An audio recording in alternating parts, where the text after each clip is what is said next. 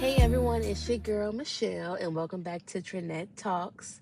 So, I have been gone for a while, and I'm sure some people figure out that when I'm gone for a while, it's for a reason, and it's ultimately not a good reason.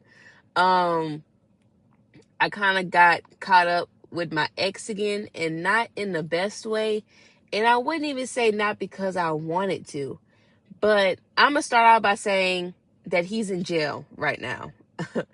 Today is May 18th, 2026, and my ex went to jail on May 15th, I believe, 2026. And you're probably wondering, Michelle, how the hell did we get here again? So, I don't know if I ever told you guys, it got to the point again where I had to get a protective order on my ex. He was a cop. He felt like he could do all these crazy things to me. He was trying to get me arrested, saying I stole his car whenever he was letting me borrow his car. Like, it was a lot going on, and enough was enough. So I went and got my truck straight. While I had his car, I went and got my registration for my truck. I went and got the plate and everything. And then I returned his car. I packed all my things at the house. I left, yada, yada, yada. So my protective order was granted in December of 2025. And it only took him until February to violate the protective order. And the crazy part is he violated on Valentine's Day. And I kind of felt like that was on purpose. But he tried to make it seem like it wasn't. So that went from asking about my son, acting like you care about him, to somehow we're arguing about our past relationship. If you're claiming that you have a girlfriend, why are we talking about our past relationship? And that let me know right then and there that he does not care about our child. He uses our child as a way to get in contact with me, and then trying to play around the law like he's only contacting me for our child. But even the protective order says you can't contact me whatsoever. I mean, it's crazy. It's just crazy to think back of how he did this and tricked me again. Like, I wanted nothing to do with him. Nothing to do with him. I was even aggravated he texted my phone, because it's like when I'm not around him, when I don't have to talk to him, don't have to deal with his family, I am good. I have time to heal and get over him. But when he breaks that barrier, it messes me up. It truly does, because nobody really understands how traumatizing and how confusing it is for the mind to go through this type of emotional trauma with somebody. Because how can I explain that the very person that has traumatized me and abused me is also the cure to my hurt and my heartache? Because if he could just be right, and apologize for all that he's done, then maybe I can heal or something like that. But that's never the case. I really don't remember. I think he tried to tell me that he only has cash, because at this point in time, he never had his own bank account. He was using Chime, and he would pull all his money out of his account so Chime wouldn't charge him all these fees for something. That's his excuse. So he claimed that he had some money for me to get the baby some things, and I kind of felt like it was a setup. I tried to meet him at public places. He didn't want to meet in public, X, Y, and Z, and so I ended up going to his house. And then, no, I think I ended up meeting him at a restaurant. Yes, we met at a restaurant, and he wanted to pay whatever he paid. Never got no money for my child. And then he wanted to drag me to his house. Now it was, can we talk at my house? Can we do X, Y, and Z? And I'm like, bruh, you're crossing the lines. And it's like, for some reason, I never know how to stand up for myself when it comes to him, because I'm always scared of what he can do to me. I'm always scared of what he would try to do, because as y'all know, he has put me in jail twice before based on words. Because if I leave him and he gets mad, I'm in jail. That's crazy. So in my mind, I'm always wondering what's next. If I don't do this for him, he's going to do this to me in retaliation. Like, it's always so tiring. So at that point, most can assume what happened. And I ended up slipping back into this cycle of being involved with him. And the difference this time was that there was no, how can I explain this? I wouldn't say that there was no feelings involved, but it wasn't strong enough feelings for me to be back in my Delulu state and thinking that he's changed and that I want to be with him and I want to try again. No. Every single day that me and him were in contact, I hated it. I regretted it. I was thinking of ways to escape it, to get him to leave me alone. Like, I'm thinking, if I can get him to hate me, then maybe, just maybe, he will leave me alone. Like, I'm just trying to think of anything. So I'm telling him, I'm talking to other people. I'm involved with other people. You know, like, I don't want to be with you. This isn't going to work. I'm not happy with you. I'm telling him all these things and he still does not care. He's still making it seem like he has access to my house, access to my life, access to my phone, which I did let him go through my phone. I did not. But he feels like he's privileged in that area and he can overstep my boundaries. And I was making clear boundaries with him. So I'm going to skip all of that.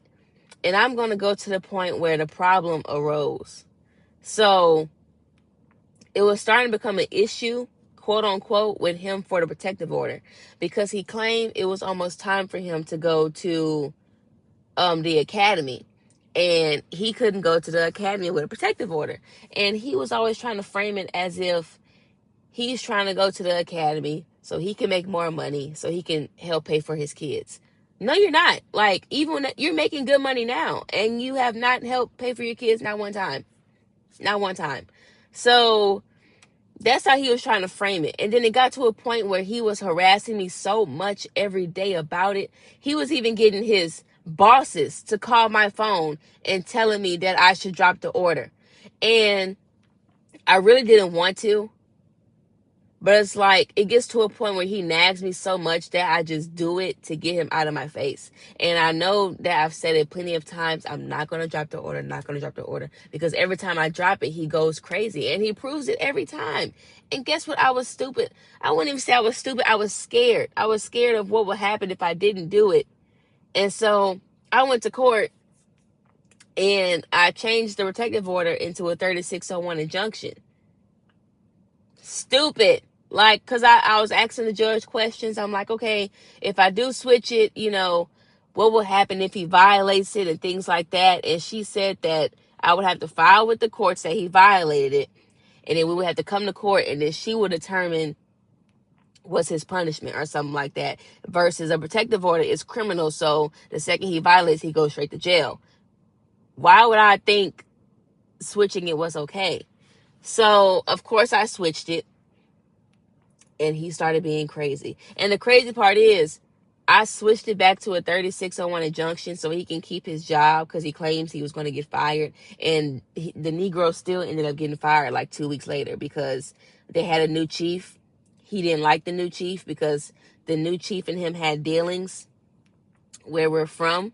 And he tried to get the chief fired before in the other parish. So now you're mad that somebody you tried to get fired is now your boss. So now you're scared of getting fired. And that's exactly what happened. He literally got fired 2 weeks later because he kept failing his matrix test. And from my understanding, a matrix test is like a psychological test to see if you're mentally stable enough to be a police officer. So it tracks that he failed it. Like, it literally tracks. That was a big scandal thing. And his ego cannot take losing. So he was at the point that he was trying to drag the chief's name through the mud, was sending information on the chief to like social media people that post about police officers all the time in our city and it was just crazy. I'm gonna go back to a night that led him to go to jail. So one night he came into my house. And it was probably like 8 or 9 o'clock at night. And he came into my house with a spare key. And to this day, I don't know when he had the time to take one of my keys, bring it to a Walmart or something, make a spare, and then return my original spare key back. Because I kept my spare key in my purse. And I had my other key on my key ring. And I didn't think that he found my spare key, took it to make copies. So the very first time I learned that he had a spare key is when he called me one day and he said, "Oh, I want to come spend the night to your house, so I'm coming." And I was like, "How are you going to get in my house and you don't have a key?" And he just straight up said, "Oh, I got a spare key. I got 3 copies." And I'm not believing him. So I'm just like, whatever. Since you got 3 spare keys to my house, go ahead and go inside of my house.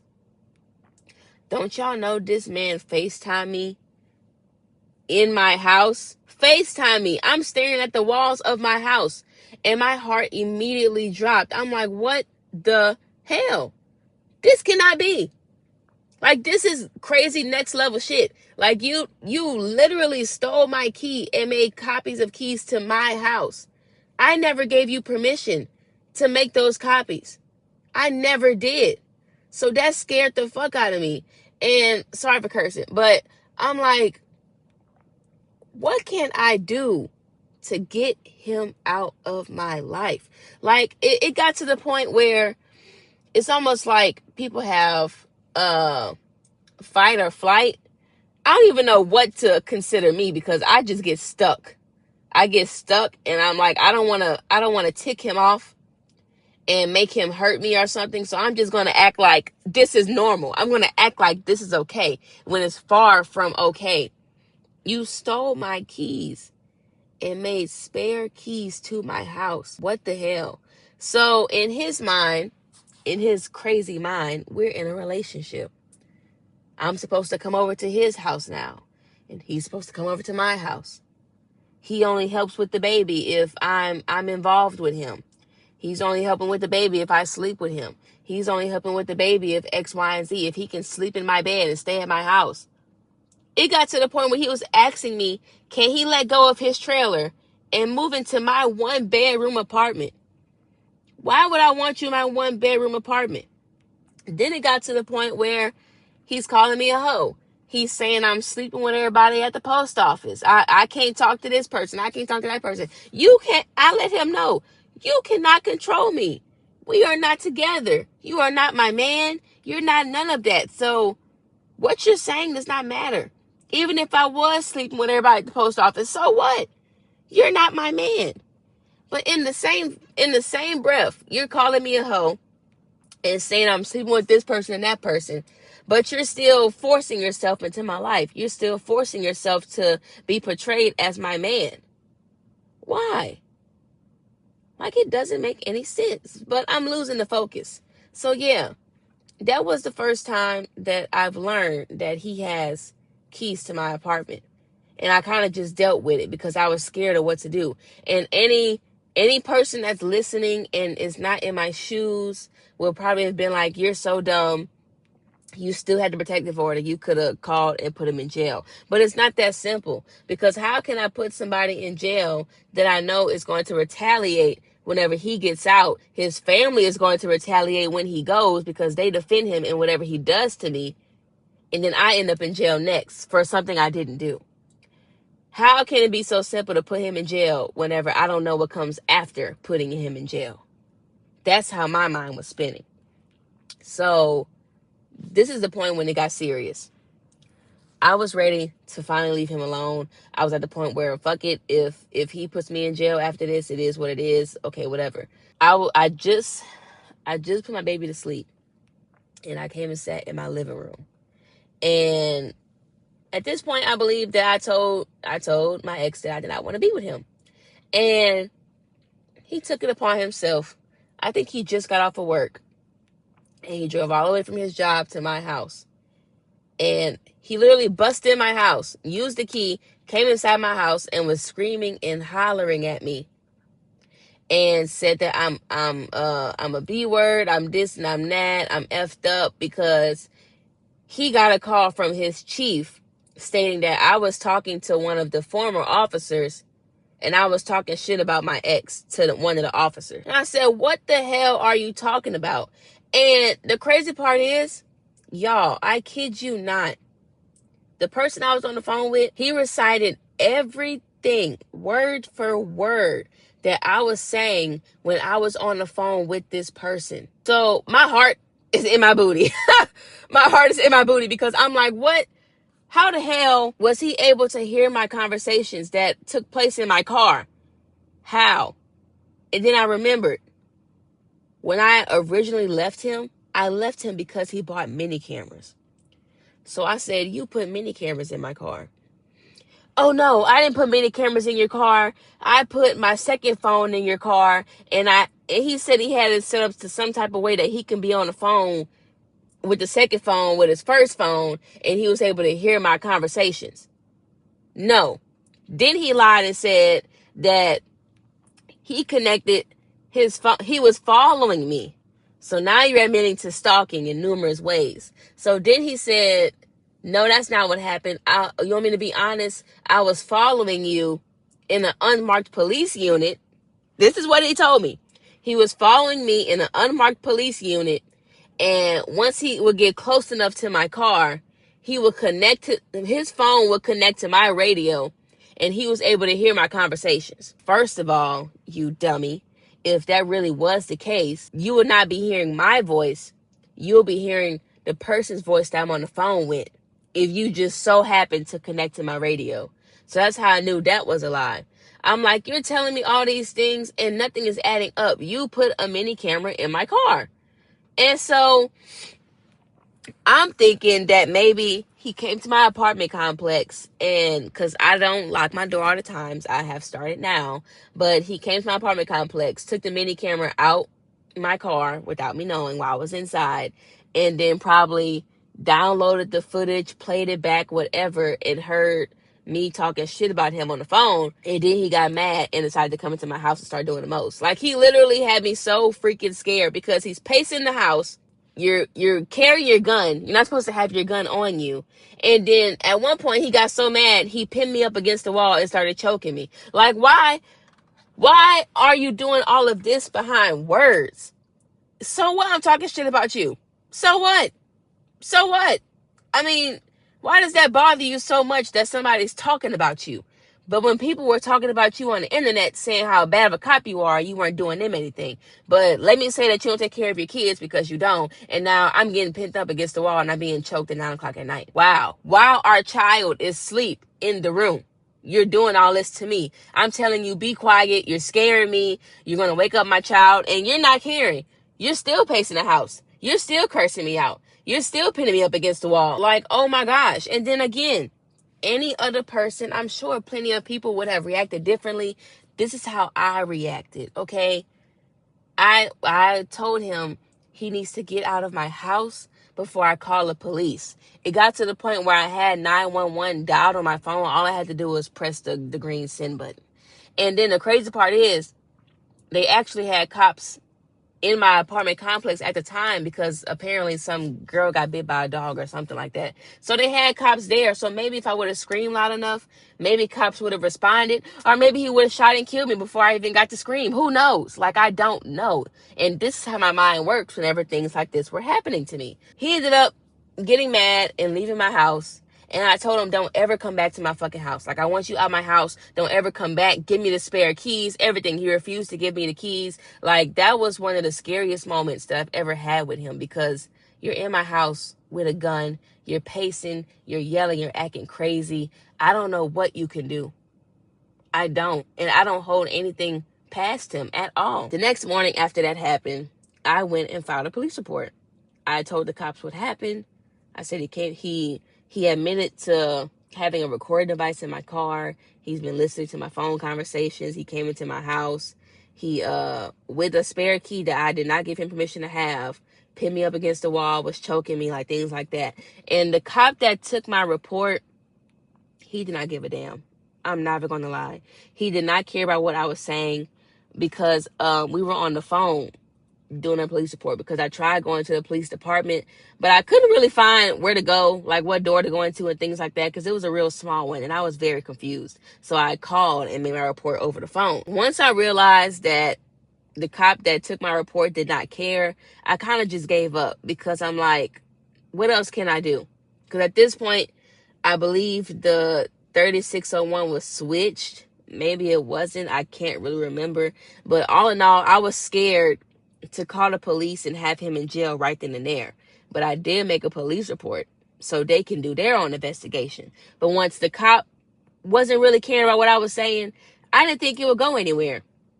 Y'all, I made that report on April 7th, I believe. I get a call a month later, and it's from a detective. And he was like, "Hi, Miss Hall. I'm sitting here looking at this police report you filed, and the officer that did the report, I can't really understand what he wrote. So can you explain to me what happened?"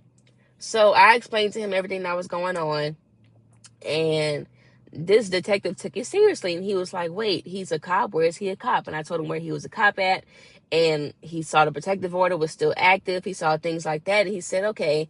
He asked for his number, asked for any proof that I had that he was actually at my house.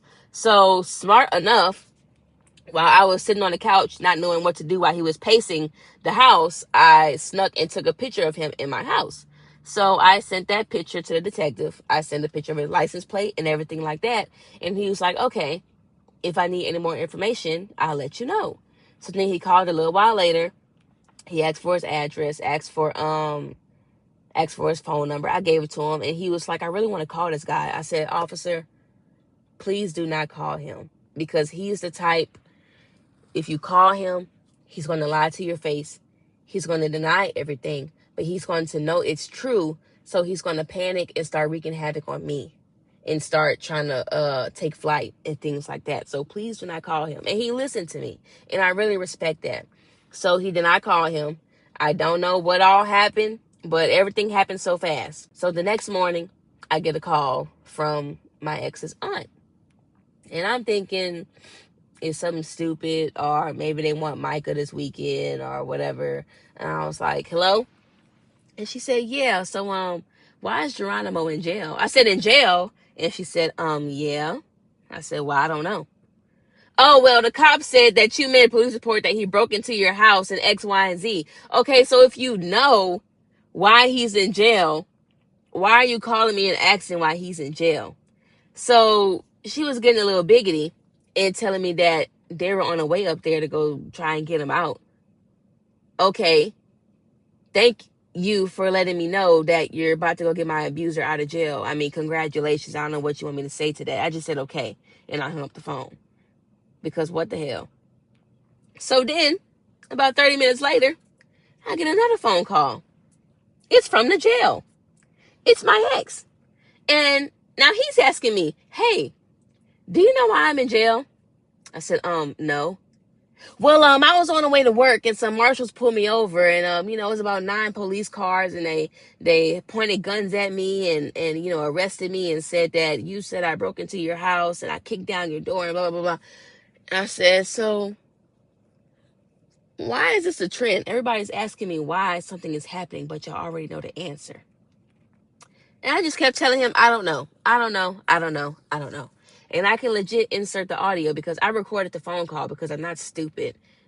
And yeah, so that happened. And he was like, "Well, who do you feel comfortable talking to? Because my family is not mad at you. My family is not upset with you. We're just trying to get everything understood. And since you didn't want to press charges on me, can you go down to the police department and tell them you did not want to press charges and I can get out today?" I said, I'm a C. So then he started getting mad. "So you don't care that I can't get out and I can't go to work and I can't get my child tonight because my family's busy. They can't keep Junior." Well, take that up with Junior's mother, not me. I'm not his mother. I'm Micah's mother. So I just said, "You know what? I have my son and he has me overwhelmed right now. So call me back in 30 minutes. And he never called me back as he should. It got to the point where his auntie called me again, and I just stopped answering the phone because y'all are trying to make me feel bad for something that y'all nephew, y'all grandson, y'all son did to me. And y'all always want to say that I'm playing police. But didn't y'all play police over a month ago whenever y'all agreed to watch my son? And y'all didn't want to watch him anymore? And I told y'all let his daddy watch him, and then y'all called the cops on me? So who's really playing police? I'm trying to protect my life because y'all grandson, son, nephew is crazy. But whatever. So I ended up blocking the auntie because stop calling my phone. And then when my ex told me that his mom kept trying to call me, I don't want to talk to your mom. Your mom raised you. Not really. She didn't raise you. Your grandma raised you, but they both raised a demon. So I don't want to talk to any of them. Your mom is blocked. Tell her I said she's blocked. So, yeah, it got to that point.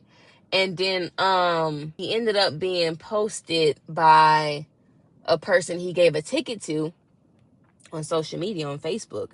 They ended up posting the picture of him being arrested. It had his name, the arrest date, his age. And they were like, yeah, that's what you get for giving me a ticket, blah, blah, blah. God don't sleep. God. And it just started, other people just started reposting it. Other people. And I'm like, oh my God. So later on that day, my sister and my mom called me and they said, check your phone. He done made the news. My ex made the news. Former blank police officer has been arrested for home invasion, domestic abuse, battery, and a protective order violation. Now he's all over the news. And I'm like, oh my gosh, like, this is scary for me because now I know retaliation is coming. This is why I was scared to press charges, because retaliation is going to come. His biggest fear was being put on the news for a protective order violation, even though he kept violating it and coming around me when I didn't want him to and just forcing himself in my presence. That was your biggest fear, but you were still doing the thing you were scared of. So now he's on the news. It was getting pretty bad. My nerves were shot. The comments started pouring in. A bunch of people happy he's in jail because they hated him because they gave him bogus. He gave them bogus tickets and bogus charges. And then it got to the point where my ex's brother started arguing with the female on her page because she posted my ex. And once they got to arguing, another dude started talking about me, saying that these are all fake charges and I only did this because I was mad that he didn't want me. How am I mad that he didn't want me whenever he was the one that was begging to be with me? When I block him, he's the one blowing up my phone on no caller ID, begging to come to my house, begging to spend the night, begging to see me, begging to go out with me, begging to do this and that. So it wasn't me, babes. It was him. It was him that was mad that I didn't want to be with him. But whatever. So once they started talking about me, again, nobody knows that it's me. Like, they just said the baby mama. Nobody really knows who the baby mama is. So it got to a point where my sister took it upon herself to quote unquote defend me in the comment section against the gay dude that was talking about me. And now you done made it known who I am. You done made it known that your sister, which is me, is the one that everybody's talking about, is the one that he did this to. So now I'm mad because you basically exposed me to the internet. This is all happening on Facebook in somebody's comment section on a post, and you didn't expose me. So now it got to the point where my sister, my ex's mama, my ex's brother, the gay friend that my ex don't even like, he talks shit about him every day about how gay he is and this and this and that. Maybe he liked the boy, I don't know. But now all of y'all are arguing in the comment section about me. They blasted my sister information. They blasted lies about me. Apparently, I didn't sleep with my stepbrother and all this dumbness that my ex then told them when he was mad that I didn't want him anymore. He would go spread lies about me, and his family is eating it up. Do you know how my mind was running so much? How hurt I was, how angry I was. And the simple fact that if I wanted to defend myself from lies, I would have done it, but I didn't. So why would you? So it was just so much going on. I'm like, bruh, this don't make no sense. So then I'm trying to have a good time at this family event with my dad and my brother and my stepmom and all of them. And this was just yesterday on Sunday. What today is? Today is the 18th. So this is on the 17th. So my ex took it upon himself to call my mom and tell my mom that he's holding paperwork in his hand that me, my dad, and my stepmom signed an affidavit saying that I want to move to Texas because my mom is unfit and doesn't help me with my son. So that's why I want to move to Texas. I said, do you know how dumb that sounds, Mom? And I really hope you're not believing this. In the custody paperwork that I filed to adjust our visitation, I put that I have a job offer in Texas. I want to move with my son, and it will be better stability for me and him because the father has not been exercising custody. I said nothing about my mom. I did not mention my dad, didn't mention my stepmom, but he knows that's who I'm moving with. So he's trying to find a way to pin my mom against me and my stepdad and and my dad and my stepmom. And I'm just like, this is crazy. And I said, Mom, why would you answer a number that you didn't know from his parish anyway? Oh, I didn't know who it was. Yes, you did. Yes, you did. Let's not act like you didn't know. You just wanted to hear what he had to say. So that was a mess. And I just can't believe that he's lying so much to the point where you're lying and saying that I filed paperwork against my mom. What does my mom, if my mom was unfit, what does her being unfit have to do with my son? He's my son. She don't watch him like that. I take care of my son. So what would her being unfit have to do with anything? Nothing. Nothing at all. You're just trying to find a way to pin all of us against each other because you're mad that you're in jail.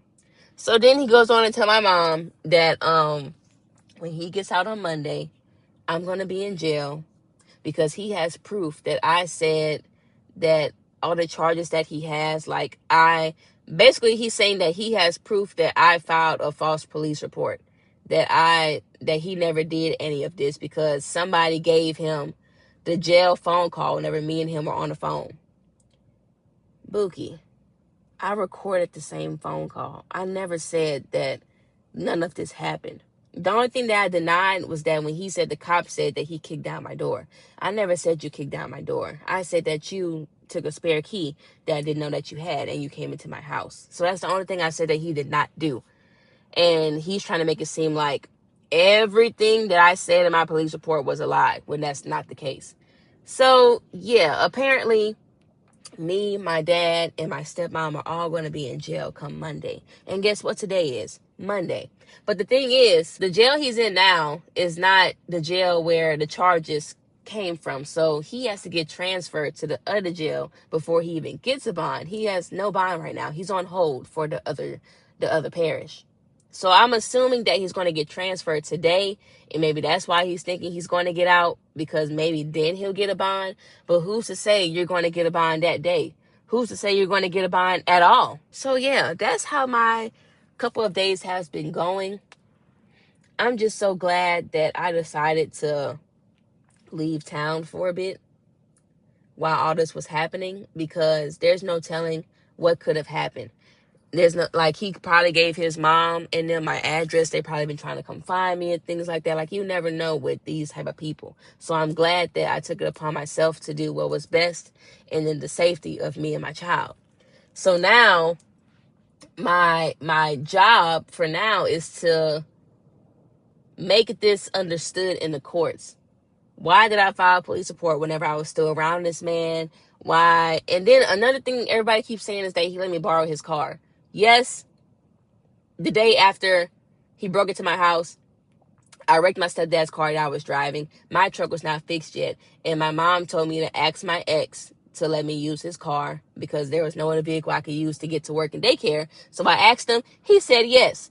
And everybody in the comments, his people, are making it seem like he was doing it out of the kindness of his heart. No, he was doing it because he wanted something to control me over. Every single day I had his car, it was, if you didn't come see me, give me my car back. If you don't come to this place with me, give me my car back. If you don't come spend the night at my house, give me the car back. If I can't spend the night at your house, give me the car back. And he knows that, I work an early shift. I have to be to work at 4 a.m. My child gets to daycare for 3:45. So you know that there's no way I'll be able to get to work by somebody else. So you're threatening me and telling me to find another way to get my child to daycare. Let a N-word come pick me up and bring us to work and daycare.